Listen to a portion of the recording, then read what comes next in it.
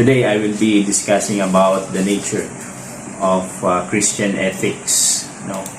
Mahalaga nga bang pag-aralan ang Christian ethics? Alam niyo po, minsan magandang katanungan lagi yan eh. Bakit ba natin ginagawa ang ating mga ginagawa sa anumang larangan ng pag-aaral? Sapagkat kapag nasagot po natin ito, ay nagkakaroon ng mas malinaw na kahulugan o kabuluhan sa atin kung bakit natin ito pinag-aaralan. And I find this study on Christian ethics very relevant sa ating kapanahunan, which brings us to second question, is it relevant? Are the principles found in the Bible on Christian ethics still relevant for us today sa ating makabagong panahon? Hopefully masagot po natin iyang mga tanong na yan. So going back po on the nature of Christian ethics, maging sa ating panahon ngayon na sabihin na nating moderno, of course there are some people that we look up to. Minsan, maaaring ito ay isang sports icon or maaaring artista o politiko. And then, meron tayong mga certain expectations sa kanila. And then, when we discovered something na sa ating paningin, sa ating conceived ethical standards na mali, maybe nag-commit ng isang sexual act, kahit na sabihin natin na hindi yan sa Christian world, somehow ay merong pagka-dismaya. So, having said that, how much more sa atin na nagsusulong ng pananampalataya? Whether we like it or not, the world thinks of us bilang isang relihiyon. That's why kapag mayroong pari, ministro, o maging pastor na nahulog sa immoralidad, ay talaga namang ito po ay napag-uusapan. Kaya nga, sabi nga ni Dr. T.B. Maston na one of the outstanding weakness of contemporary Christianity is ethical and moral. Many people commit sexual and shameful acts. Even Christians make no excuses for immoral behavior, and it is difficult to distinguish Christians from the world, according to the book, which I strongly agree, that by giving that example nga po kanina. So there's really a need. Christian ministers and church leaders should study and seek to understand the ethical and moral teachings of the Bible.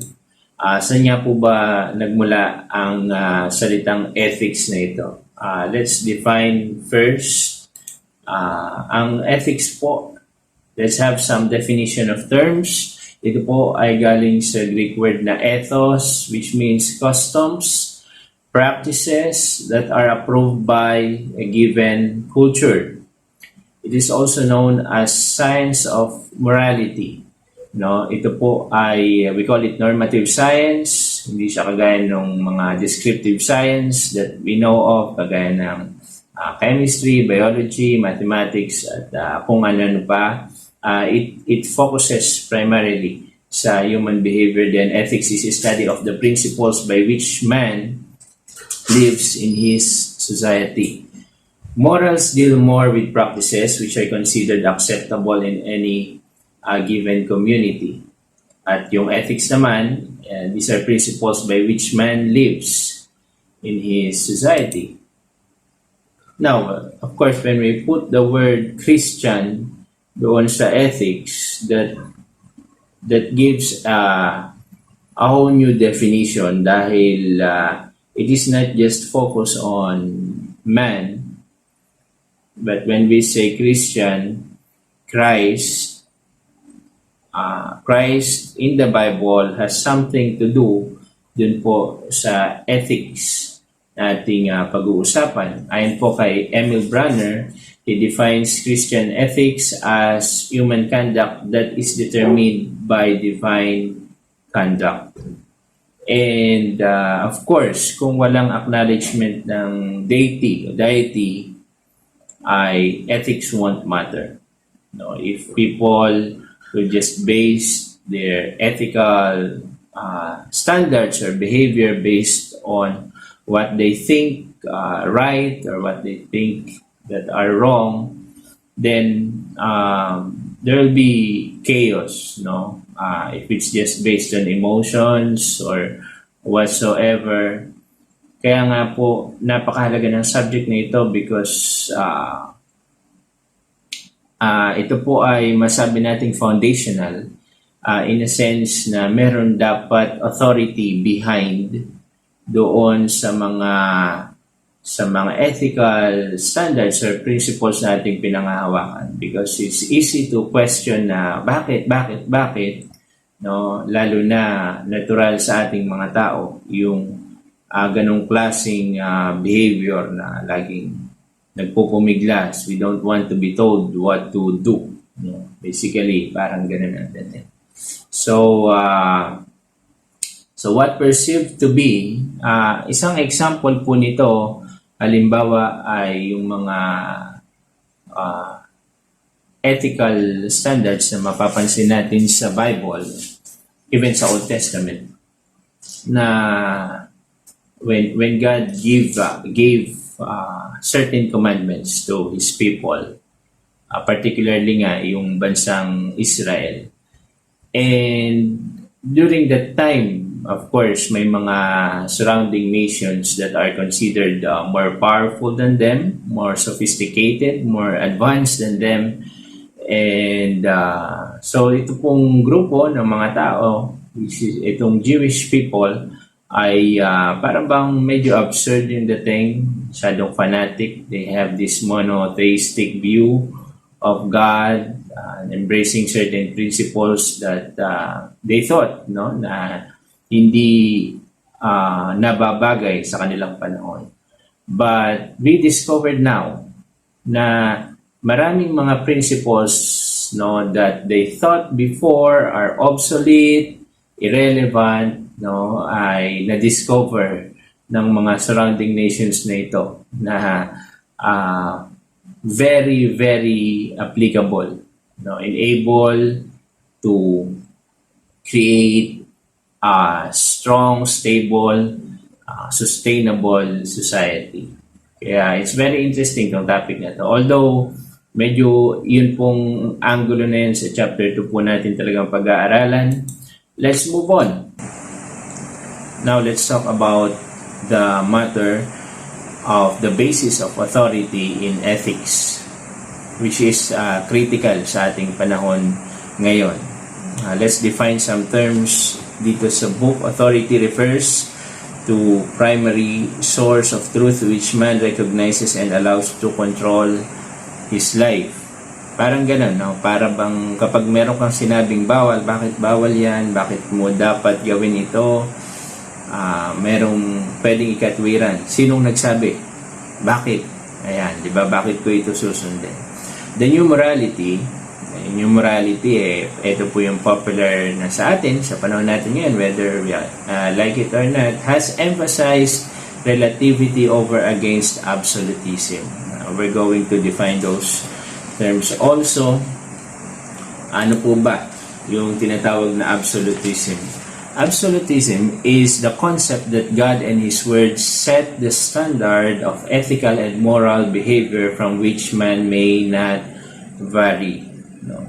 We believe that there are absolutes because we believe in the authority of the Scripture, of the Word of God. We believe in the absolutes, yung mga bagay na sinabi, dineclare ng Panginoon, that should be, sabi nga that should govern, that is enough, no, na maging standard para sa atin. And of course, there are people that doesn't believe in the Bible, they don't uphold the same, or they don't submit to that kind of authority. That's why they resort to something else. Ito po na may tinatawag na relativity. Relativity refers to the view that ethical truths that are derived from individual or group reasoning in light of immediate needs. Its basis is humanism, which decides what is moral by rationalization, no, justifying actions by reason. Rationalization. and it is focused on human, no? Humanistic. No, yung isa kumbaga theistic, yung isa masyadong nakafocus sa human needs. That's why mayroong confusion talaga, no? So, meron po kasi tayong tinatawag na new morality, meron ding tinatawag na situation ethics, and meron ding tinatawag na contextualism. Ano po ba ang mga ito? No? A new morality denies biblical propositions and bases proper conduct on love or what brings satisfaction to the individual. Medyo tricky yung dating niya in a sense na what brings satisfaction to the individual kanya dito. Of course, it's very attractive, no? sa ating mga tao. Para bang kung ano ang gusto mo, sundin mo. Diba? Ganyan kasi mga maririnig nating mga pangatwiran eh. Kung di minsan maging maingat, even ang mga Christians pwedeng i-adapt yan. Basta kung saan ka masaya. Yan, di ba? Wala kang masasagasa ang tao. Ano yung magpapaligaya sa iyo. You only live once. Mga tipong ganun. Another one is yung tinatawag na situation ethics. It is a philosophy of moral conduct in which the situation determines what is right and wrong. So, depende sa sitwasyon. Pwede mong gawin itong bagay na ito kung, ayan, minsan kung ano yung saan ka magkakaroon ng advantage. Ayan. The next term is yung tinatawag na contextualism. So, by the word na context or yung background, is the concept of looking to concrete situations to determine right behavior rather than specific laws of the Bible. Medyo magkahawig yung dalawa. Yung isa lang base sa sitwasyon, yung isa naman parang on a broader sense, no? Yung context talaga. Ano yung nababagay na behavior, ugali, katanggap-tanggap, pwede o dapat gawin ng tao sa konteksto na kanyang kinalalagyan. So, yun po, no? Medyo na-appreciate ko po talaga. I hope you do also. Maganda yung pag-aralan itong Christian ethics na ito. Very, very relevant sa ating pong kapanahon. Now, we're going to discuss, let's move on, the relation of ethics to other disciplines. Una po ay the relation of ethics to philosophy. Nung una po, ang philosophy is known to be first of the sciences. Now, for many years, ethics was subdivision of philosophy and called deontology or the doctrines of duties, later divided into jurisprudence. Dalawa. Na yung isa, letter A, the duties demanded by the law. And the second one is the duties that are not demanded by the law. So yun, no? Yung palang ethics, that siyang a branch ng philosophy, and then later nahiwalay ito. Ngayon yung ethics na ito ay nahati po sa dalawa. May mga ethics na demanded by the law, meaning ay kapag hindi mo ito ginawa, liable ka, no, sa batas, merong consequence. At meron namang duties na para bang a matter of preference. Pwede mo gawin, pwede mo hindi. Ano po? What are the relationship of ethics and other philosophical ethics? Systems that are propounded by the Greek philosophers. Alam naman natin yan that the world was shaped by great thinkers. Socrates, Plato, Aristotle, Alexander the Great.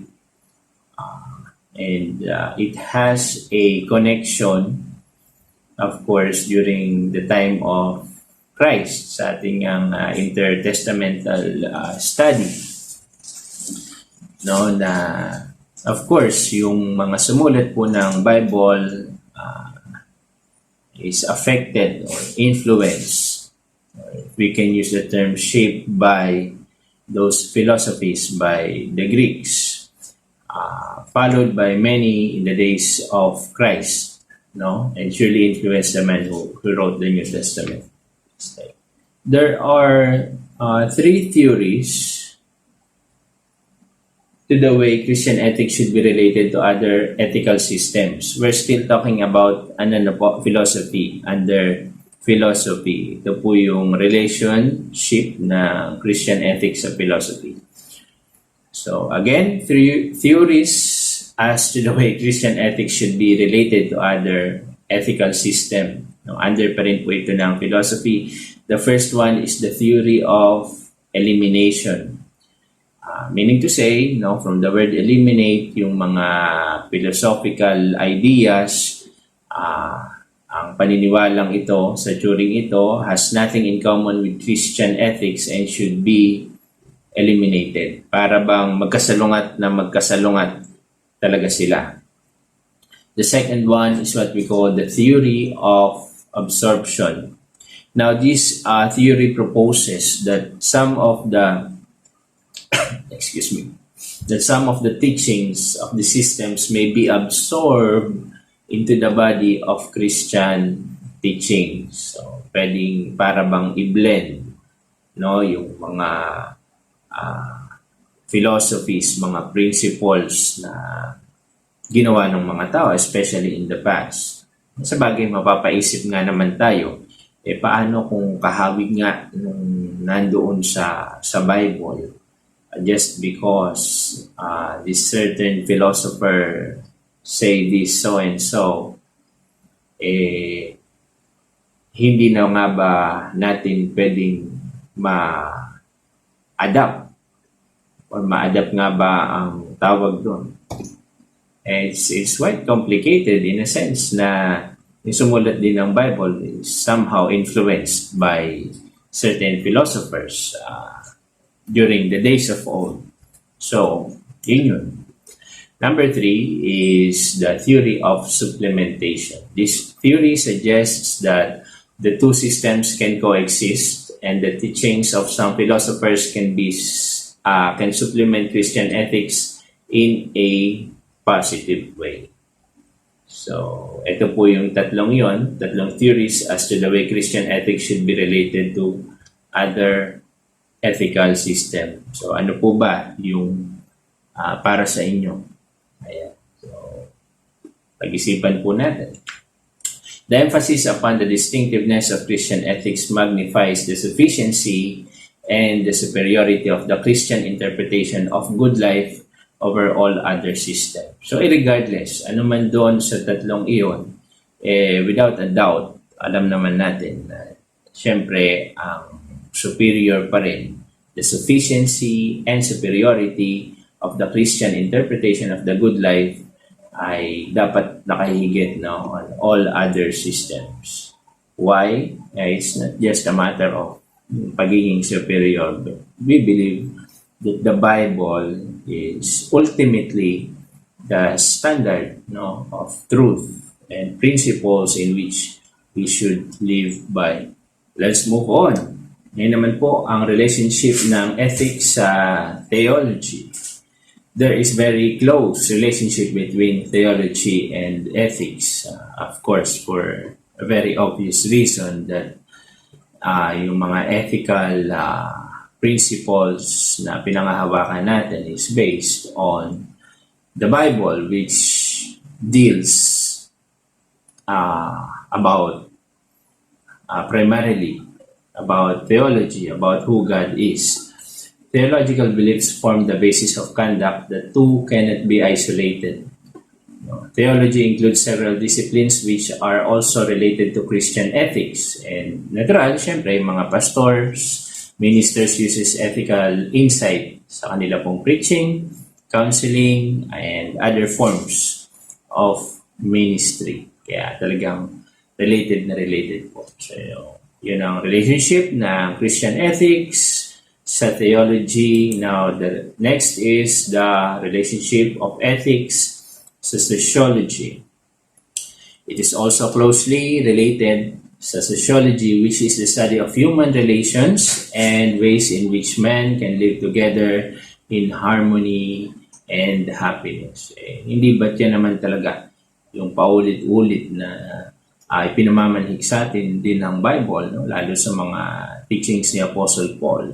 Magkaisa kayo, mag-ibigan kayo, patawaran kayo. Christian ethics used to infuse Christian principles into society. And what beautiful society could have been like, no? Kung ito pong mga Christian ethics talagang nagagamit na i-implement, na i-apply ng ating lipunan. It may bring judgment upon conditions which are impediments to the welfare of mankind.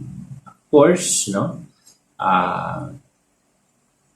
Natural kung ito ay hindi gagawin. This is may malaga sa mga laws of God, no, yung mga principles ng Word of God, na it doesn't mean na kung ang tao hindi ito ginagawa ay hindi na totoo. The truth is, it sets the standard. Kung gawin mo, it will work for you. Kung lalabagin mo, it will work against you. Very powerful. It will awaken man to recognize the spiritual values which can enhance life. Ganda po na, no? Christian ethics gives sociology a basis of authority which is spiritual and eternal. Right. The next is the relationship of Christian ethics to economics. Meron nga ba kaugnayan ito? Of course, Christianity is closely related to that which occupies so much of man's time, his work, and other economic factors. No, napakaraming binabanggit ng mga panuntunan ang Biblia, no, patungkol sa pananalapi. No? Maybe we've heard this many times before na mas marami pang sinasabi ang Bible about finances than yung mga verses concerning heaven and hell combined. For very obvious reasons siguro na makikita natin that every day sa ating buhay we're dealing with those issues. It helps man to establish proper values for work, material possessions, leisure time, and stewardship of life.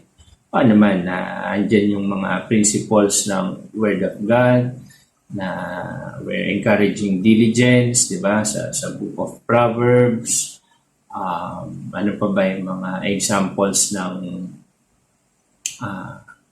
yung pagiging masipag, nagdudulot ito ng kasaganaan sa buhay, at kung ano-ano pa, no? Maging yung sa larangan ng pamamahinga. So it's very closely related po.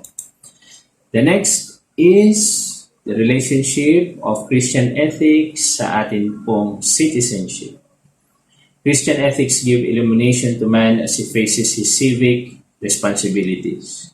O bagamat tayo po ay citizens of heaven, tayo rin po ay citizen pa rin.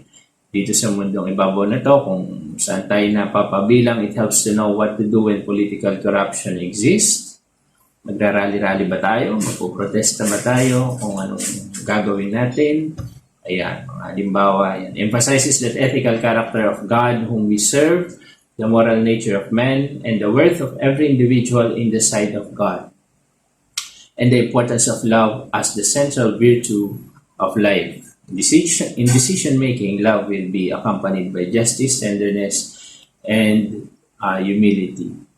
Sinasabi po kasi rin sa Bible, mga principles, mga ethical principles na tayo magpasubmit, no, sa mga namumuno sa atin, sila ay inatasan ng Diyos. So it really affects, no. I believe na kung tayo po ay susunod sa Christian ethics,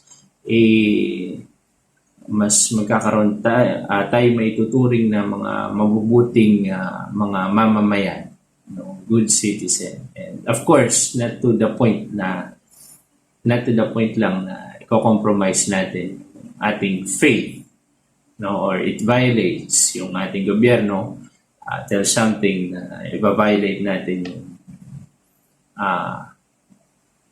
ethical principles ng Word of God, dahil we believe na mas supreme pa rin ito. even compared sa laws governing the land. The next is the relationship of Christian ethics, psychology, and psychiatry. Before, I used to believe na parang kapag nag-focus ka dyan sa psychology or psychiatry, parang lalabas na parang walang Diyos dahil masyado po itong focus sa rationalization or human reasoning. But then, yung Christian ethics ay may kaugnayan din po dito in a sense that both are interested in the place of motivation in human conduct. Ano ba yung nagmo-motivate sa isang tao to do certain things? Good conduct out of right motive is the goal in both disciplines. And the two can assist each other in their attempts to help man to achieve this end. Okay? So may connection din po Christian ethics, psychology, and psychiatry. Narinig ko nga yung kasabihan na tayo pong mga Christian meron din tayo rin po ay nag-iisip, no? We're not just religious fanatics na hindi nag-iisip, kundi merong motivation. And alam natin yan, not only here, pero dito po sa ating puso, deep inside. We want to please the Lord. Because we love Him, we want to please Him. And yun yung soul motivation natin. And sa mga ganong usapan, of course, very limited ang psychology dyan, psychiatry. Hindi nila masyadong masasakyan. Anyhow, so yun po ang mga pinag-aralan natin ngayon, ang mga relasyon, the relationship of Christian ethics sa iba't ibang sangay ng disciplines sa philosophy, sa theology, sa sociology, sa citizenship, sa economics, saan pa ba? Sa psychology and psychiatry. So as we conclude, ito pong ating pag-aaral, bakit nga ba pinag-aaralan natin ang Christian ethics? Ando na po yung kasagutan because Christian ethics is not a discipline isolated from other disciplines. It is an integral part of several dealing with man's relations in his daily life. Di po ba? Yun kaugnayan sa ating citizenship, yung ating theology, yung sa Christian, how we relate to one another, sa society, and so forth. So Christian ethics helps us establish ideals for our lives as well as assist us in the process through which we achieve these ideals. So imagine a world na nagfa-function siya according to the principles ng Word of God or sa Christian ethics, no, yung mga kaugalian na pinopromote ng Bible. For example, just this verse na marami, there's so many, even in details. Pero simple na sinabi sa Matthew 22 na love the Lord your God, 37 to 39. Jesus replied, sinabi na sa Bible na love the Lord your God with all your heart, soul, mind, and strength, and love your neighbor as yourself. Kung ito lamang po, kahit ito lang na ito, talagang na-implement sa ating lipunan, ang mga tao, bawat pamilya, komunidad, nagmamahal sa Panginoon, nagwo-worship, sumasamba sa Lord, at mahal nila natin ang isa't isa, kagaya ng pag-ibig natin sa ating mga sarili.